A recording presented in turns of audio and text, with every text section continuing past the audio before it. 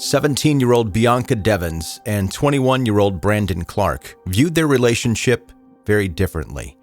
In early 2019, the two of them first connected on Instagram when Brandon saw Bianca's profile and sent her a follow request. Despite their age gap, the two started talking, and before long, they started spending time together IRL. That means in real life, in case you didn't know. Brandon met Bianca's family, who later described him as a trusted family friend. From early on, Brandon made it clear that he was sexually and romantically interested in Bianca. However, she did not feel the same way about him. During a conversation with her mother, Bianca confessed that she had turned Brandon down and told him that she did not want to be in a romantic relationship.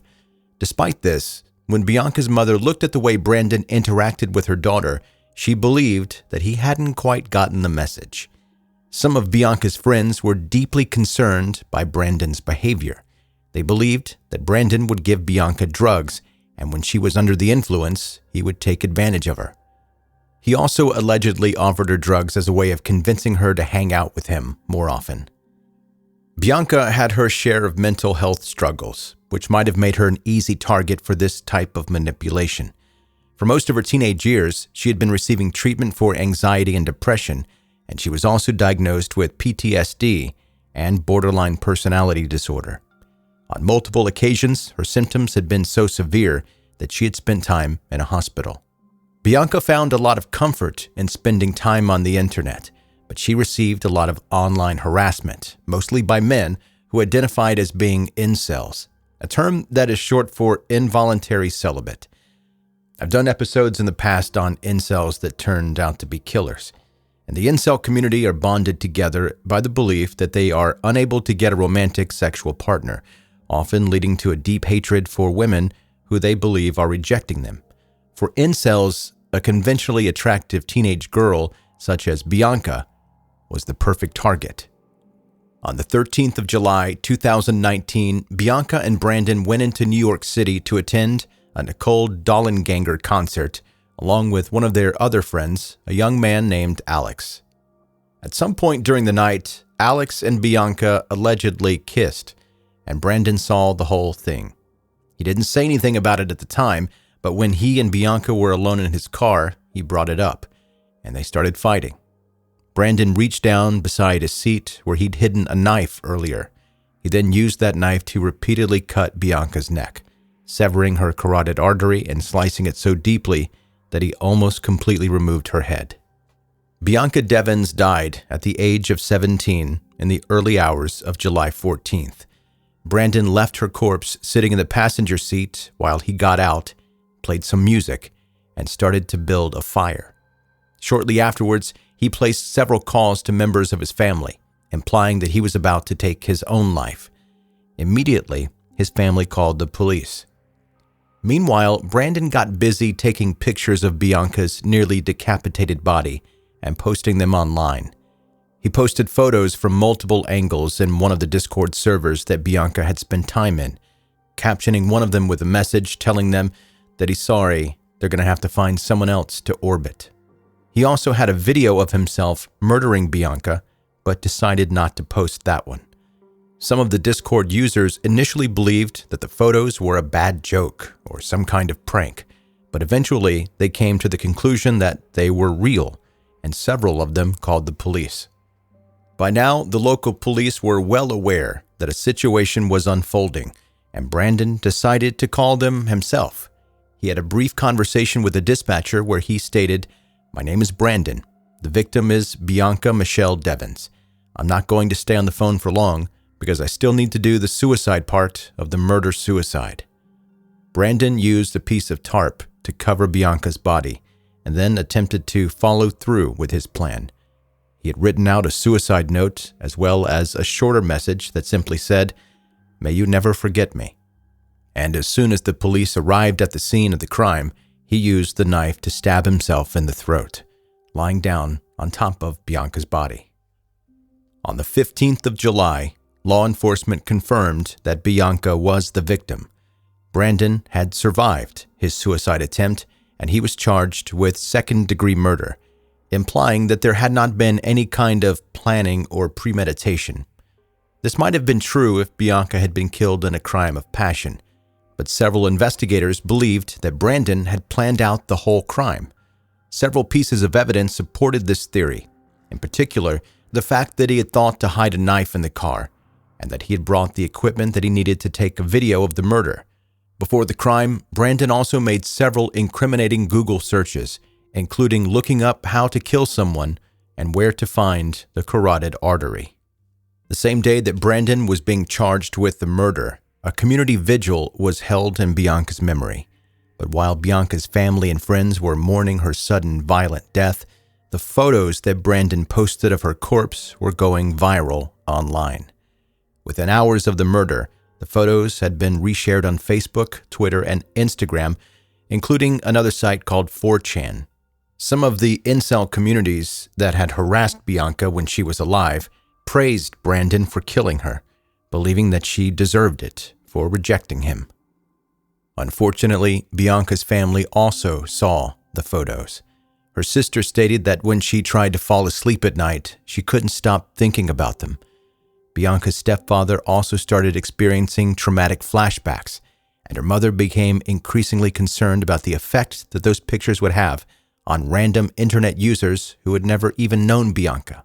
So many people have been affected by the pictures, she said. They're scarred for life and suffering from PTSD, unable to erase the images from their mind. Facebook and Instagram both deleted Brandon's account from their platforms in an attempt to stop the photos from circulating further. Facebook went a step further, placing the images in a digital fingerprint database and banning hashtags that were being used to share the photos. Meanwhile, Instagram had a much more casual response. On multiple occasions, Instagram users who found the photos claimed that they'd tried to report them. However, they received responses from Instagram claiming that the images did not violate the app's guidelines. For at least 4 days after Bianca's death, pictures of her body could still be easily found on Instagram. On the 29th of April, Brandon Clark made the decision to plead not guilty to the second-degree murder charge. At around the same time, he allegedly wrote a letter to a friend where he boasted about what it felt like to take a life. In the same letter, he also finally stated his motive for the murder. He couldn't handle the thought of Bianca walking out of his life. Shortly before his trial was set to begin, Brandon changed his mind. He pleaded guilty. The COVID-19 pandemic delayed the start date of his sentencing, and when it was rescheduled, he claimed that his lawyer had failed him, and he asked to take back the guilty plea. However, at this point, he'd already admitted that he was guilty, so the request was denied. Finally, in March of 2021, Brandon received his sentence, 25 years to life. In late 2020, Bianca's family attempted to introduce Bianca's Law, which would require all high-earning social media platforms to have a dedicated office for locating and taking down violent content that had been posted. An additional law was introduced that would make it illegal for people to circulate pictures of people who had been the victim of violent crimes in an attempt to gain popularity or harass others. 2 years later, a version of Bianca's Law was passed, making it illegal to share or post images with the intent to abuse or degrade other people. However, the fight to make sure that Bianca was respected in death was not over. Bianca's family had learned that the Oneida County District Attorney's Office had been sharing footage of Bianca's murder, as well as video footage of her engaging in sexual activity. Multiple documentary makers who had covered the case had allegedly been shown or sent the footage, and Bianca's family ended up suing the DA's office, claiming that they were guilty of distributing child pornography by sharing these images of 17-year-old Bianca. Thousands of people have seen the pictures of Bianca's body, and in some online communities, there are still people who argue that Brandon Clark did nothing wrong.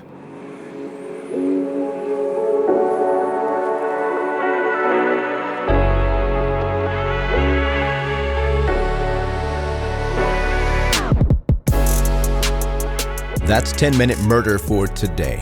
Brief and bingeable true crime.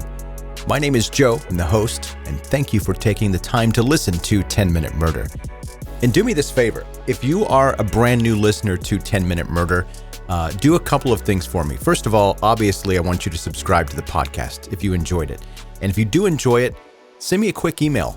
Let me know where you found out about the podcast, how you learned about the podcast, joe@10minutemurder.com. There's no reason really other than I'm just interested to know where you guys are coming to the podcast from. It continues to grow and grow, and I'm just interested to find out where you all are coming from. I suspect that it's many of you OG listeners that are sharing it with your friends and family, and that's cool. That's exactly what I want you to do. It's kind of like the opposite of the Fight Club. The number one rule of 10 Minute Murder is to share the podcast with everyone you know. And the number two rule of 10 Minute Murder is to share the podcast with everyone you know. And what's rule number 3? We don't kink shame. And see, if you're an OG listener, you knew that before I even said it. 10minutemurder.com is the website. Go there for anything that you're interested in relation to the podcast. Social media, Facebook, Instagram, TikTok. There's some threads. I'm on there too. Blue Sky. I think I've got an account there. Go to any of those, type in 10 Minute Murder, and you can follow along on social media. And that's it. That's your episode for today. If you're in the middle of a binge, don't let me stop you. Keep right on cooking. If not, have a great day. Thank you for listening to 10 Minute Murder.